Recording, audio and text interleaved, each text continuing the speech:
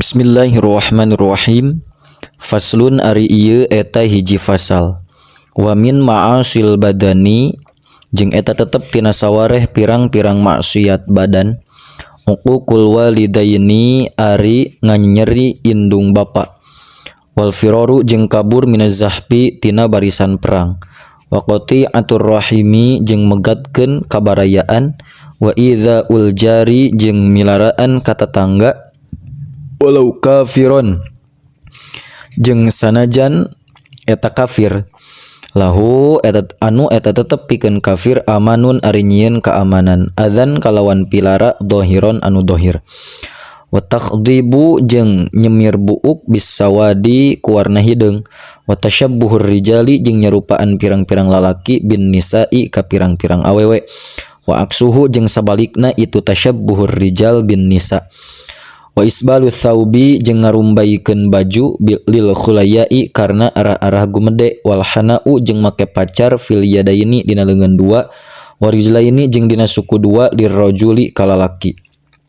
bila hajatin kalawan teu aya pangabutuh wa qat'ul faradi jeung megatkeun fardu bi ghairi udrin kalawan teu aya udur wa qat'un naflin jeung megatkeun sunat wa qat'un naflil haji jeung megatkeun sunat haji wal umrati jeung sunat umroh wa muhaqatul mukmini jeung ngalelewean jalma anu mukmin istizaan karena arah-arah ngaguguyonkeun bihi ka itu mukmin wa tahassusu jeung nalungtik ala auratin nasi kana pirang-pirang kawirangna jalma-jalma wal washmu jeung nyieun karang wa hajrul muslimi jeung ngareheng ka ngantep jalma Islam fauqa salasin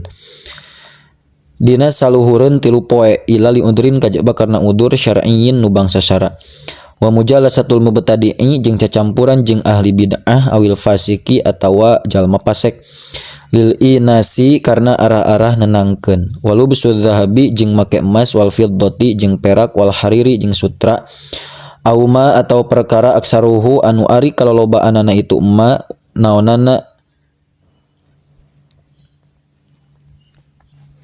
naonana waznan timbanganana minhu eta tetep tina itu kullun minadz zahab wal fiddah wal harir li rajuli kalalaki al baligi nu baleg itu rajul illa khatamal fiddati kajaba ali tina perak wal khalwatu jeung nyepen bil ajnabiyati sarta awewe lain mahram wasafarul mar'ati jeung indit-inditanana awewe bil ghairi nahwi mahramin kalawan eueuh umpama mahramna wastikhdamul hurri jeung menta diladen ka jalma anu merdeka karhan kalawan maksa wal istighfafu jeung nganggap enteng bil ulama'i ka ulama wabil imami atawa ka imam atawa jeung ka imam al adili anu adil imam wasyaibi jeung ka kolot al musliminu islam syaib wa muadzatul waliyyi jeung ngamusuhan ka waliullah wal i'anatu jeung nulungan alal maksiyati kana maksiat wa tarwijul zaifi jeung ngalakukeun duit anu palsu wasti'malul awani dzahabi jeung make pirang-pirang wawadahan tina emas wal fiddati jeung tina perak wattikhadhuha jeung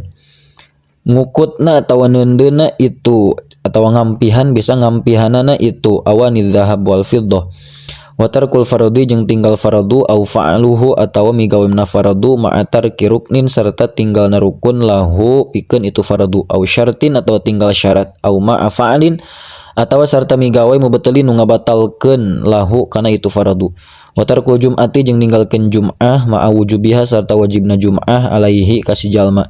wa in shalla jeung sanjan salat si jalma zuhra kana duhur wa tarku nahwi ahli qaryatin jeung tinggal umpama ahli hiji kampung al jamaata kana berjamaah fil maktubati dina salat pirang-pirang salat nu difardukeun wa ta'khirul fardi jeung ngahirkeun fardu salat fardu an waqtihi tina waktuna fardu bi ghairi udrin kalawan teu aya udur wa ramyus saidi jeung maledog boborowan bil mutsaqqali kalawan nu berat al mudzaffifi nu ngagancangkeun kana bijilna ruh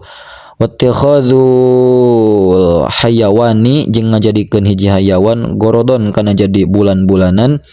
wa adamu mulazamatil mu'taddati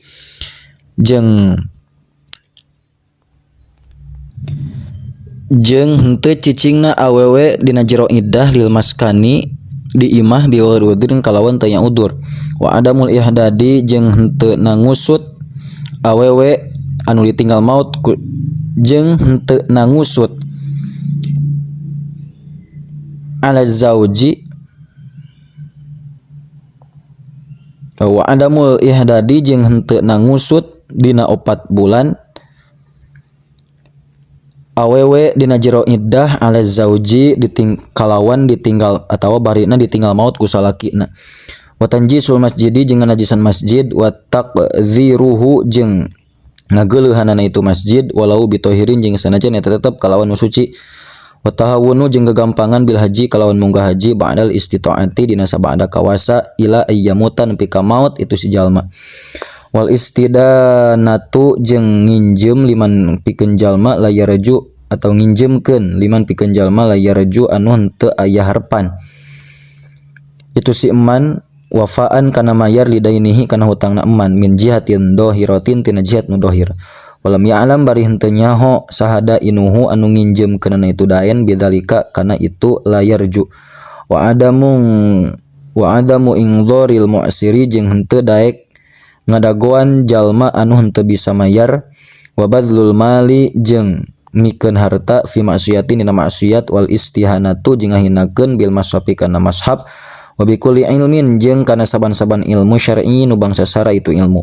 wa tamkinus sabiyyi jeung ngantep budak ghairil mumayyizi anu can baleg minhu tina itu mashab wa taghiru manaril arodi jeung ngarobah ciri-ciri taneuh wa tasarrufu jeung ngagunakeun fi syari'i di jalan bima kalawan perkara juzu anu henteu meunang itu emma wasti'malul mu'ari jeung make barang injeman fi ghairil ma'dhuni dina salianti nu diizinan naon lahu atawa sahalahu itu al fihi dina itu mu'ar auzada atawa nambahan si jalma alal muddati kana waktu al ma'dhuni anu diizinan naon lahu itu al fiha dina itu muddah au a'aro atawa nginjemkeun si jalma hu kana mu'ar li ghairihi ka salianti si jalma wa tahjirul mubahi jeung nyangker anu dimeunangkeun kal mar'a sapertikeun tempat ngangon wal ihtitobi jeung ngalasuluh minal mawati ti tanah mawat wal milhi jeung uyah min ma'danihi tina tempat ngalana itu milhun wan naqdaini jeung emas perak wa ghairihi ma jeung liana itu naqdain wal ma'i jeung cai li syurbi pikeun nginum minal mustakhlafi tina tempat anu gunta-ganti wasti'malul luqatati jeung ngagunakeun luqatah papanggihan qabla ta'rifi dina samemeh disalabarkeun bisyurutihi kalawan pirang-pirang syaratna ta'rif wal julusu jeung diuk ma'a musyahadatil mungkari sarta nyaksian pamungkaran idza lam yu'dar di mana-mana henteu diuduran si jalma wa tataffulu jeung bubudakan fil walaimi dina pirang-pirang walimah wa huwa jeung ari itu tatafful ad-dukhulu eta asup bi ghairi idnin kalawan tanpa izin au adkhalu atawa ngasupkeun itu kaum hu ka si jalma hayaan karena era wa ayyukrama jeung yen dimulyakeun sal mar'u jalma ittiqa asyarrihi karena sieun kagorenganana itu si mar'u wa adamu taswiyati jeung henteu nyaruakeun baina zaujati di antara pirang-pirang pamajikan wa khurujul mar'ati jeung keluarna awewe muta'attiratan barina make seungitan au muzayyinatan atawa barina gigindingan walau masturatan jeung sanajan eta anu ditutupan biizni zaujiha kalawan izin salakina itu mar'ah ingkana lamun bukti mar'ah tamurru eta ngaliwat mar'ah ala rijali ka pirang-pirang lalaki al ajanibi pirang-pirang nu lain mahram wasihru jeung sihir wal khuruju jeung kaluar anto atil imami tina taat ka imam wa tawalli jeung ngurus ala yatimin ka anak yatim au masjidin atau masjid au liqodoin atawa ngahukuman kana ngahukuman au nahwi dzalik atau umpaman itu mazkur ma'ilmihi serta nyawana si jalma bil ajzi kana apes anil qodoi tina ngahukuman bitil kal wadzifati kalawan eta pagawean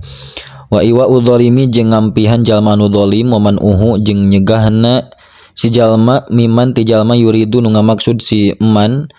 akhdal haqqi kana nyokot hak minhu ti itu zalim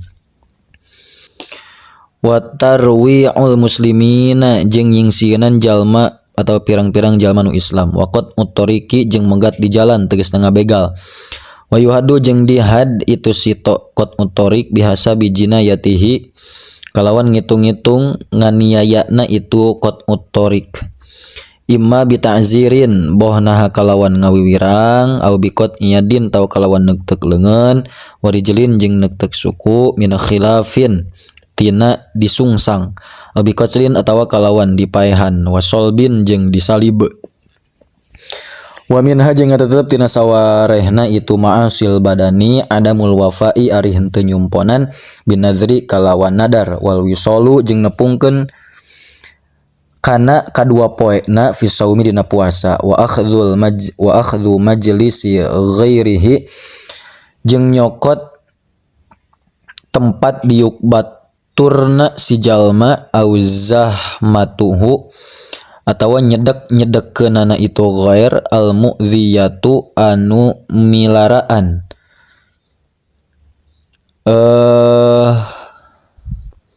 wa akhdhu naubatihi jeung nyokot giliranana itu ghair. Faslun ari ieu taji pasal tajibu wajib naon atau batu tobat minadzunubi tina pirang-pirang dosa. Minadzunubi tina pirang-pirang dosa fauron barina pada harita. Ala kulli mukallafin kasaban-saban jalma nu ditaklif wahia jeung ari itu taubat annadamu eta nalangsa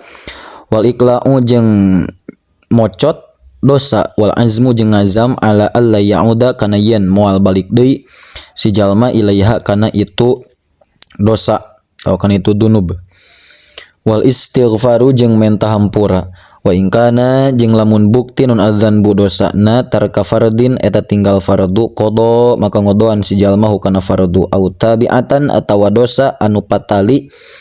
li adamiyin ka bangsa Adam qada maka mayar si jalma hu ka itu adami au istarado atau mentarido si jalma hu ka itu adami intaha parantos paragat naon ma perkara qaddaro anu parantos nakdirkeun saha Allah Ta'ala jam'ahu kana ngumpulkeunana itu emma wa arju jeung ngarep-ngarep kaula minhu ti Allah subhanahu maha suci dat Allah ayya umma kana yen moga ngumumkeun Allah naf'ahu kana manfaatna ieu kitab wa yuksiro sareng yen muga nyeureurkeun Allah fil qulubi dina pirang-pirang hate waqahu kana kira-kirana itu ma qaddaro wa atlubu sareng nyuhunkeun kaula mimman ti jalma ittala'a anu ningalian man alaihi kana itu kitab min ulil ma'rifati ti jalma-jalma anu garaduh ilmu wa ata bari mendakan itu si man fihi dina itu kitab ala khotoin kana kalepatan au zalalin atawa ti soledat ayyunabbiha kana yen kudu ngelingan si man ala dzalika kana itu khoto zalal birrodi kalawan nolak as-sorihi anu jelas itu rod lihadzaro supaya yen sieun saha annasu jalma-jalma minit tibai tina turut ka kaula ala ghairi sawabi netepan kana lian ti bener fal haqqu maka ari bener ahqqu eta leuwih layak ayyut taba'a kana yen kudu dituturkeun itu hak wal insanu bari ari sifat manusia makhlul khotoi eta tempatna kalepatan wan nisyani jeung tempatna pohoan Rabbana hei pangeran abdi sadaya na igfir Mugi ngahapunten Gusti lana ka abdi sadayana wal ikhwanina sareng kadulur-dulur abdi sadayana alladzina tegasna jalma-jalma sabaku anu parantos miheula an itu ladzina na ka abdi sadayana bil imani kalawan kaimanan wala taj'al sareng muga yen teu ngajantenkeun Gusti fi qulubina dina pirang-pirang hate abdi sadayana ghillan kana ngundek-ngundek lilladzina kajalma-jalma amanu anu ariman kabeh itu ladzina Rabbana hi pangeran abdi sadayana innaka sanyana Gusti raufun eta zat anu banget nyaahanana rahimun turdat anu banget asihna Allahumma ya Allah maghfiratuka ari pangapunten Gusti ausa'u eta leuwih jembar min dunubina tinimbang pirang-pirang dosa abdi sadayana wa rahmatuka sareng ari rahmat Gusti arja eta leuwih ka arep-arep ingdana mungguh abdi sadayana min a'malina tinimbang atawa tibatan pirang-pirang amal abdi sadayana subhanaka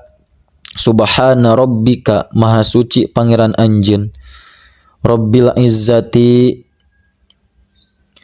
atawa kieu subhana rabbika maha suci pangeran anjeun hei Nabi Muhammad sallallahu alaihi wasallam rabbil izzati tegasna pangeran anu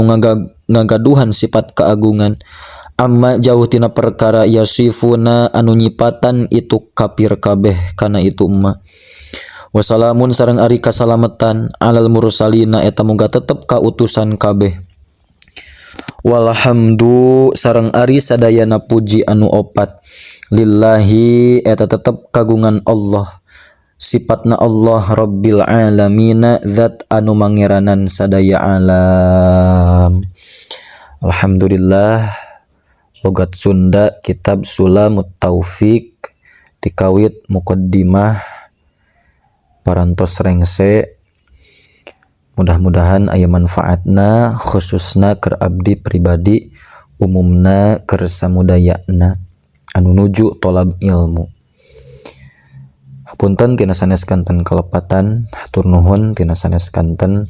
perhatosanana mudah-mudahan manfaat kangge sadayana wallahu a'lam bissawab